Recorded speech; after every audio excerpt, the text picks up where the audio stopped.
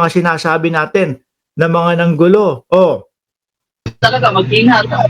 Oo, ingat ka dyan, DK, ha? Baka mamaya mahagip ka dyan ng kung ano man ang ihagis. Tama ka dyan kanina, meron ng reporter na tinamaan eh. oh nako, tingnan mo yun. Pati mga reporter damay sa mga kalokohan ninyo. Alam nyo, sila parang bato lang ng bato eh. Kahit yung mga kasama yata nila, binabato nila eh. Kahit yung mga wala, basta bahala na, basta ibabato ko tong bato na to. Tamaan ko, sino tamaan ko, kasama ko yan, wala akong pakialam. Pero ang pinakakawawa ho, mga bossing, yung mga kapulisan. Mga kapulisan na pinadala doon, no, na ang tanging gustong mangyari is malagay sa tahimik o maging tahimik yung rally. Pero wala, pinasukan ng mga DDS. Sabi ni Dut Pintura, yung isang reporter nadali ng teargas, mga balasubas. Imbis na ho yung mga pulis ang magtirgas, ang magpepper spray, sila pa ho yung may mga dala. Tuloy. Oo, eto, may nahuli na naman. Tama ba na meron ng hindi bababa sa 17 katao yung sangkot dyan sa marahas na kilos protesta ang Aroy. So, protesta ngayon, iyak later. Mga kababayan. Pag nahuli, hindi naman po ako hindi naman po ako kasama, hindi naman po, nakikisali lang po ako, ganito, ganyan. Oh. na ang hawak na ng Manila Police District? Hindi pa masabi yung buong dito, pero marami na tayo nakita kasi doon pa lang, sa may Ayala Bridge pa lang, mga nasa 10 na yung nakita natin. Pag ganyan yung pag nahuli, tapos talagang kumpleto recados ebidensya, kasuhan nyo, sampahan nyo ng kaso. No? Kung walang mga pampiyansa, di bulok sa kulungan. Ganun lang naman ho yun eh. Lalo na yung mga loko-loko, yung mga nambabato, yung mga may mga naninira ho. Kasuhan hanggang hindi na ho makalabas. Hayaan yung dyan sila. Hayaan yung ipadama sa kanila yung tunay na talagang mga yung tunay na talagang mga gangster. Gangster ho yung mga nandyan eh. Ipadama nyo. Yung pagdating niya sa Oblo, malamang doon, mapuwitan niyang mga yan. Ayan, kita mo yung mga bagay dito sa gilid.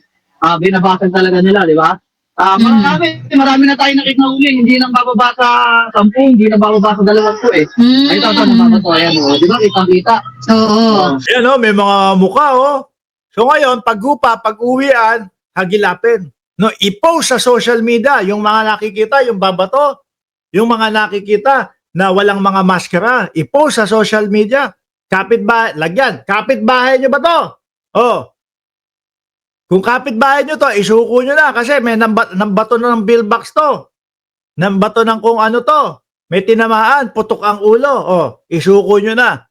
Bago pa namin mahagilap yan. Ganun, i-post nyo. Tapos kaming mga vlogger, ipopost din namin to. Eto, isa sa mga rallyista na ng bato, isa sa rallyista na nanakit. Matutulungan natin yung mga kapulisan. Hindi nyo na kami maloloko, mga aktivista.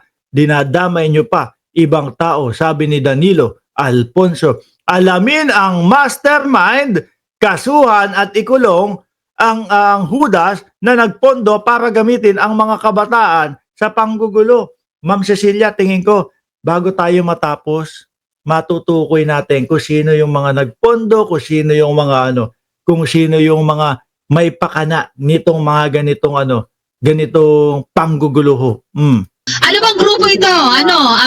DK, na identify na ba yan ang mga Ito kapulisan? si Boss Reger.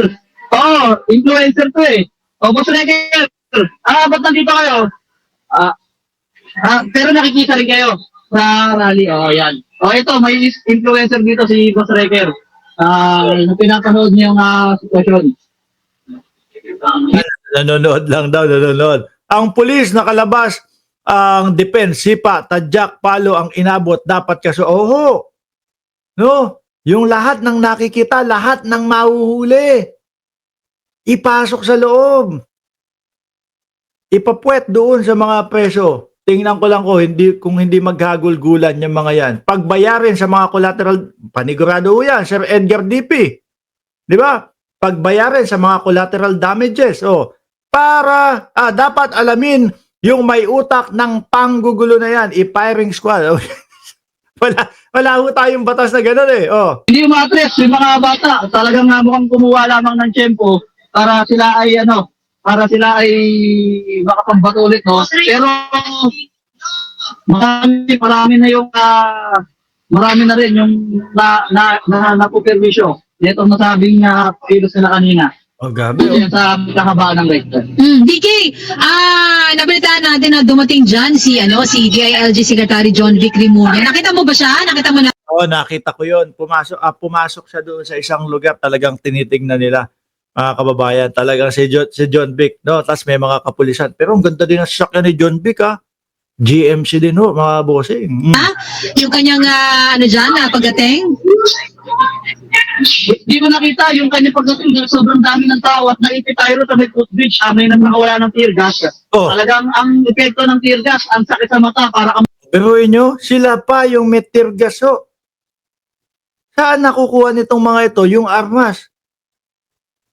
Tingin ko, dapat talaga maimbestigahan. Tsaka yung mga nagpapasigaw o yung mga sumisigaw na, tara, pupunta tayo doon, magmaskara tayo. Diba? Tapos the purge daw. Hagilapin din yung mga yon.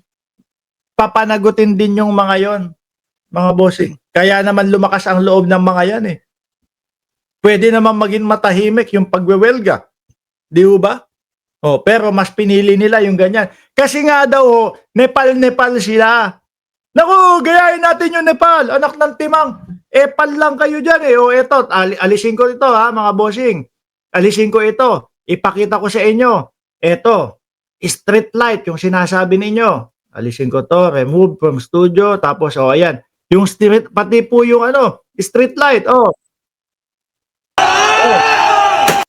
Para sa bayan, sirain natin yung street light na tumutulong sa daloy ng trapiko para hindi magbuhol-buhol ang traffic. Sirain natin yung street light para sa bayan. Anak ng tinapayan. Tama ho ba yan? Ninanakaw yung pondo ng bayan, ninanakaw yung perang tax natin. Ayan, street light, gamit. Tax natin, ipapagawa. Gamit na naman, tax ng bayan, ho. Pinerwisyo lang natin.